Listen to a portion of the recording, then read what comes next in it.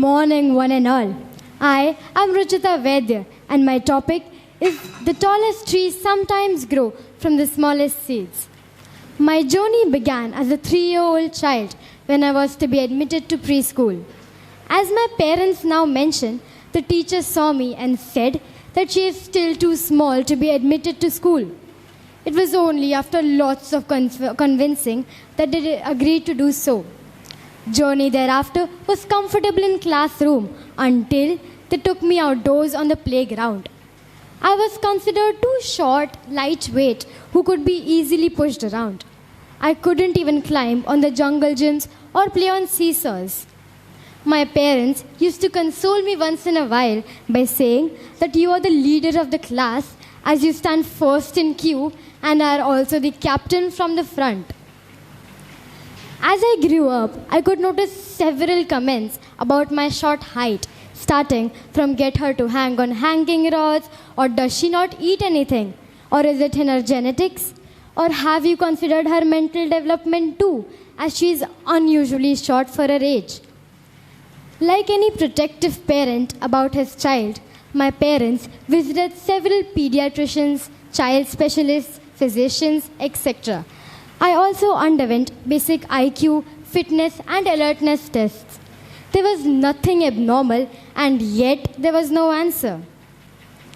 Since we had our own table tennis academy, my parents put me into this sport as they thought it will definitely ensure fitness and growth. So here I was with a TT bat in my hand, trudging along every evening with somebody dropping me to the academy. But here too, the coaches were not sure. Nobody made any comment and I kept on playing until I heard one of the coaches say that she has no power in her legs and can't reach the table. Hence, we cannot invest lots of time in her. That hit me badly and I started making all sorts of excuses to avoid going to play. My parents were persistent, stating that I should only aim to practice and play and not worry about winning. But as a child, nobody likes to lose daily. In school, I was called Chutki, and although I liked the name, yet I felt I was being singled out for my short height. Thus, although I had good marks implying good IQ levels, I could never play with my classmates' games like running around or kabaddi. So I started feeling a bit low with no inclination to be in sports or to participate in group activities. My parents gave various examples of people like Napoleon Bonaparte who conquered the world was short, and so was Sunil Gavaskar, better known as the Little Master. One day, I went to our academy with my father who all the time applauded me to keep playing. With his constant encouragement, I started hitting well. He spent a few days training me and then he took me to the park to have a run, where I ran a 1600 meter non-stop when my father said, Ruchita, you can do anything and your height is just the state of your mind. I actually got a wake-up call. Lo and behold, I was ready to go to the academy next day. The coach was reluctant, but in a few days, his first opinion was that she seems to be trying hard and needs strength. But I was determined to prove a point. I started taking part in the fitness drills too, when I realized that I had the advantage of being skinny without fat. Whereas other children of my age got tired easily, I could continue to do fitness. Eventually, I became a key part of the core group that included a national champion. I was also awarded the prize for being the fittest girl in our academy. It was now time to prepare for the tournaments in 3 months' time.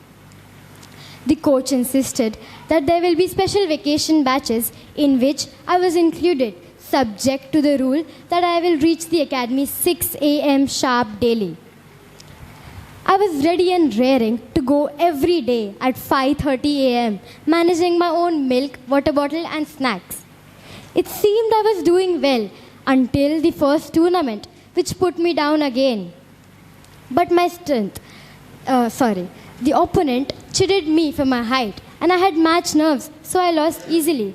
But my strength, my parents who were around, encouraged me to go hit the ball and not worry about winning, as this, according to them, was a part of life.